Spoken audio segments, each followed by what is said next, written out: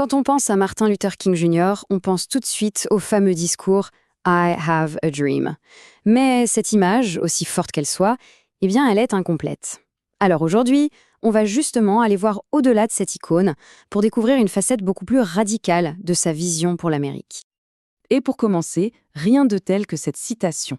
Elle est beaucoup moins connue, mais elle pose vraiment le décor. Parce que dès la fin des années 60, King ne parlait plus seulement de droits civiques. Non, il parlait carrément d'une révolution des valeurs. Et c'est ce cheminement-là qu'on va suivre ensemble. Allez, pour continuer à bousculer un peu les idées reçues, un petit fait surprenant, son prénom de naissance, ce n'était pas Martin, non. Il est né Michael King Jr. C'est son père qui a changé leurs deux noms en 1934, après un voyage en Allemagne sur les traces du réformateur Martin Luther. Un changement de nom qui, avec le recul, semble presque prémonitoire, non? Alors, la question c'est, comment ce jeune Michael est-il devenu le Martin que tout le monde connaît? Pour le comprendre, il faut revenir en arrière à ses toutes premières années, celles qui ont vraiment forgé sa vision du monde. Et il faut dire que son parcours académique est juste fulgurant. Pensez-y, il entre à l'université à seulement 15 ans. Il enchaîne les diplômes, se construit une base intellectuelle hyper solide, et c'est vraiment cette double formation, en théologie et en sociologie, qui va devenir le fondement de tout son militantisme. Mais au-delà des livres, l'éducation la plus forte, elle vient de son père. Il y a cette anecdote célèbre qui raconte comment son père a un jour refusé d'être servi à l'arrière d'un magasin de chaussures. Il a dit un truc du genre « on achètera des chaussures assis ici ou on n'en achètera pas du tout ». Cet exemple de dignité face à l'humiliation, ça a marqué le jeune Martin au fer rouge.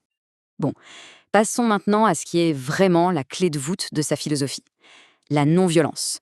Pour lui, ce n'était pas juste une posture morale. Pas du tout. C'était une véritable arme stratégique, qu'il a développée et affinée avec une précision quasi militaire. Et là, le point crucial à comprendre, c'est que le but n'est pas de détruire l'adversaire. Le but, c'est de détruire l'injustice. King s'est beaucoup inspiré de Gandhi, bien sûr. Il voyait la non-violence comme une force active, une sorte de force de l'âme, capable de transformer à la fois l'opprimé et l'oppresseur. Ce qui est fascinant, c'est de voir à quel point tout ça était réfléchi, méthodique. C'était une vraie stratégie en plusieurs étapes. Chaque étape était pensée pour obtenir un résultat bien précis. D'abord, on crée ce qu'il appelait une tension créative. Ensuite, on expose la brutalité du système aux yeux de toute la nation. Et à la fin, on force le changement politique. Et bien sûr, cette stratégie, il l'a perfectionnée avec l'expérience. Par exemple, à Albany, ça n'a pas vraiment marché. La police a été maligne, elle a évité la confrontation directe et du coup, le mouvement n'a pas eu l'attention des médias. Mais alors à Birmingham, c'était tout le contraire. La brutalité de la police de Bull Connor, avec ses chiens, ses lances à incendie sur des enfants, ces images ont fait le tour du pays et ont complètement retourné l'opinion publique. Et c'est de sa cellule de prison à Birmingham qu'il va écrire cette phrase si puissante. Sa fameuse « lettre de la prison de Birmingham » est en fait une défense passionnée de l'action directe. Il explique pourquoi on ne peut pas attendre, pourquoi le bon moment pour la justice, eh bien, c'est toujours maintenant. Toute cette dynamique nous amène logiquement à ce qui est sans doute l'apogée de l'influence publique du mouvement des droits civiques, un moment qui est gravé dans la mémoire de tout le monde. Il faut essayer de s'imaginer l'ampleur du truc. Plus d'1/4 million de personnes, de toutes les origines réunies pour exiger la justice à la fois économique et raciale. C'était une démonstration de force absolument sans précédent à l'époque. Évidemment, le discours I have a dream est devenu un symbole planétaire. Le problème, c'est qu'en se focalisant uniquement sur ce rêve d'harmonie, on a tendance à oublier que la critique de King est devenue bien plus profonde, bien plus systémique par la suite. C'est un peu ce que rappelle cette bannière d'ailleurs. Et attention, ce n'était pas juste symbolique, loin de là. La pression énorme générée par cette marche a été un facteur décisif dans l'adoption de 2 des lois les plus importantes de toute l'histoire américaine, des lois qui ont radicalement transformé la société.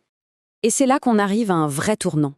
Après ces grandes victoires, King a estimé que le combat était loin d'être terminé.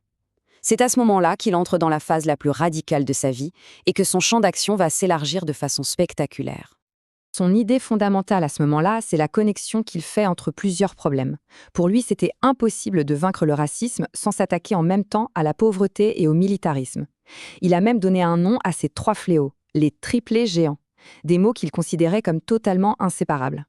Quand il s'est opposé publiquement à la guerre du Vietnam, notamment dans ce discours hyper marquant, ça lui a coûté énormément d'alliés, y compris au sein du gouvernement. On l'a accusé de trahison, mais pour lui, c'était un devoir moral. Il ne pouvait pas séparer la lutte pour les droits civiques de la lutte pour la paix dans le monde. Et son tout dernier projet, la campagne des pauvres, c'était vraiment l'aboutissement de cette vision élargie. Là, il ne s'agissait plus seulement des droits des Afro-Américains, non. Il s'agissait de la justice économique pour tous les pauvres, peu importe leur couleur de peau. Pour l'époque, c'était une vision absolument révolutionnaire. Forcément, cette vision de plus en plus radicale lui a attiré une opposition féroce. Et pas seulement de la part des ségrégationnistes, non, du gouvernement fédéral lui-même. Une opposition qui a mené à une fin tragique. Il faut savoir que le FBI, dirigé à l'époque par J. Edgar Hoover, a mené une véritable guerre secrète contre King. C'était le programme COINTELPRO. Ils l'ont mis sur écoute, l'ont surveillé 24 heures sur 24, et ils ont même été jusqu'à tenter de le faire chanter avec cette lettre anonyme qui lui suggérait plus ou moins de se suicider. C'est d'une violence inouïe. Son combat s'est arrêté là, au Lorraine Motel. Et c'est vraiment important de se souvenir pourquoi il était à Memphis ce jour-là. Il était venu soutenir une grève des éboueurs, des travailleurs pauvres qui se battaient pour avoir des salaires décents. Il est mort en plein cœur de son nouveau combat, celui pour la justice économique. La veille de sa mort, il a prononcé ce discours, qui sonne aujourd'hui comme une prophétie. C'est presque hanté. On sent qu'il était conscient des dangers qui le guettaient, mais il restait malgré tout rempli d'espoir pour l'avenir du mouvement. Même après sa mort, son impact a été immédiat, et il dure encore aujourd'hui. Le Fair Housing Act, la loi sur le logement équitable, a été adopté dans la foulée, porté par l'indignation nationale. Et puis, son héritage dépasse très largement les frontières des États-Unis. Il a inspiré des militants pour la justice sur absolument tous les continents. Et tout ça, ça nous laisse avec une question pour aujourd'hui. King disait que le racisme, la pauvreté et le militarisme étaient des défauts interdépendants, qu'ils étaient liés. Alors, si on adopte cette perspective, comment est-ce que ça change notre façon de voir les grands défis de notre époque ? C'est peut-être là que se trouve la partie la plus actuelle et la plus inachevée de son héritage radical.